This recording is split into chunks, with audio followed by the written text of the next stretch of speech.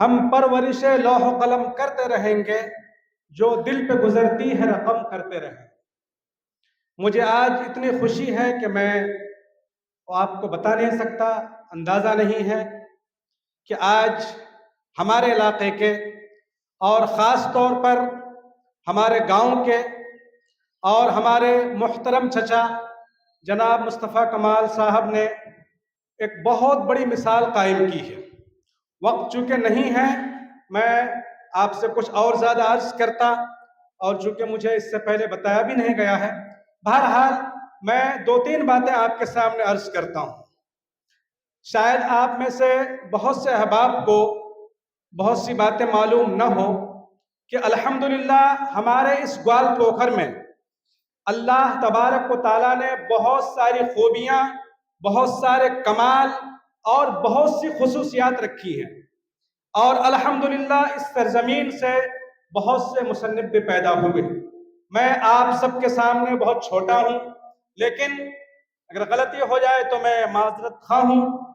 میں آپ حضرات سے دعاؤں کی درخواست کے ساتھ ساتھ یہ بھی عرض کر رہا ہوں کہ الحمدللہ آقر نے اب تک تقریباً 26 کتابیں لکھی ہیں، اور 1608 سے لے کر 1947 تک کی پوری تاریخ الحمدللہ ہم نے اس کتاب میں لکھی، جو الحمدللہ پورے ہندوستان میں کافی مقبول ہوئی، اور بہت سے لوگوں کے میرے پاس فون بھی آئے کہ آپ اس کا انگریزی میں اور اسی طرح سے ہندی میں ٹرانسلیٹ کیجئے۔ حضرت مولانا ولی رحمانی صاحب، حضرت مولانا اسراء الحق صاحب اور دوسرے بڑے بڑے لوگوں نے بھی، تو انشاءاللہ اس کا کام بھی ہوگا، جاری ہے۔ میں آپ حضرات سے گزارش کرتا ہوں کہ ایسے لوگوں کی آپ پذیرائی فرمائیے۔ اور ایک بات اور عرض کرتا ہوں کہ آپ چاہے جس محکمے میں ہو، جس شعبے میں ہو، آپ قلم اور کاپی لکھنے اور پڑھنے کی مشق جاری رکھ سکتے ہیں۔ آپ 24 گھنٹے میں سے کم 1 گھنٹہ ضرور نکالیے کہ جس میں آپ کچھ پڑھیں، اور اپنے ساتھ ایک ڈائری ضرور لکھیں۔ اگر روزانہ آپ نے 10 منٹ بھی لکھنے کی عادت ڈالی تو انشاءاللہ ایک بڑا ذخیرہ جمع ہو جائے گا۔ ابھی انشاءاللہ چند دنوں کے اندر میرا ایک اور مجموعہ آئے گا جو میرا شعری مجموعہ ہے، جو انشاءاللہ تقریباً 300-350 صفحات پر مشتمل ہے، جس میں حمد، نعت، غزلیں، نظمیں، ترانے اور انقلابی جو اشعار بھی ہیں الحمدللہ۔ انشاءاللہ جب وہ آ جائے گا، اور مجھے بہت خوشی ہوئی کہ یہ حال اس کام کے لیے ہے، مجھے تو معلوم بھی نہیں تھا۔ اللہ تبارک و تعالی منتظمین کو جزائے خیر عطا فرمائے۔ میں نے اسی میں ایک نظم اور لکھی تھی ہندوستان پر، میں انشاءاللہ تحت لفظ وہ آپ کو اگر اجازت ہو تو میں پڑھ دوں،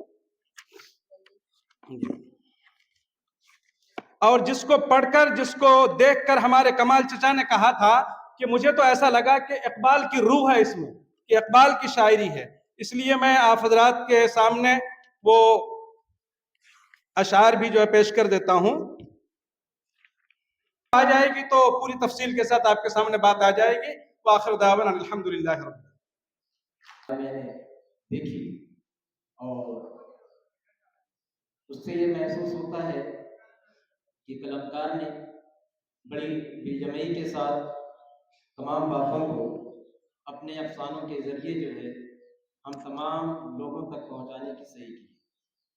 یہ بات ہم تمام لوگوں پر آشکار ہے کہ جو قلمکار ہوا کرتا ہے وہ ہم سے زیادہ دوربین اور حساس ہوا کرتا ہے، وہ ہمارے ہی درمیان رہا کرتا ہے، لیکن ہم سے زیادہ وہ حساس ہوتا ہے، اور اپنے اس حس کو کسی میڈیم کے ذریعے اظہار کرتا ہے۔ تو افسانہ نگار نے بھی جو محسوس کیا اس کو جو ہے تقریباً 16 کہانیوں اور افسانوں میں جو ہے اس کو سمونے کی کوشش کی، اور میں نے ایک آدھ کہانی، ایک آدھ افسانے کو دیکھا تو مجھے ایسا لگا کہ ان کے ہاں ترقی پسندیت بھی ہے، اور ان کے یہاں روحانیت بھی ہے، لیکن میں یہ جانتا ہوں، میں یہ سمجھتا ہوں کہ کسی قلمکار کو کسی ایک فریم میں فٹ کر دینا اس کا قد نیچے کرنے کے برابر۔